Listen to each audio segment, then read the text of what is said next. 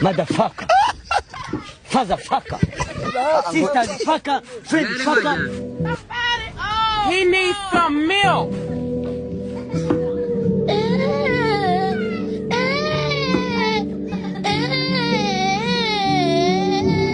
Full time.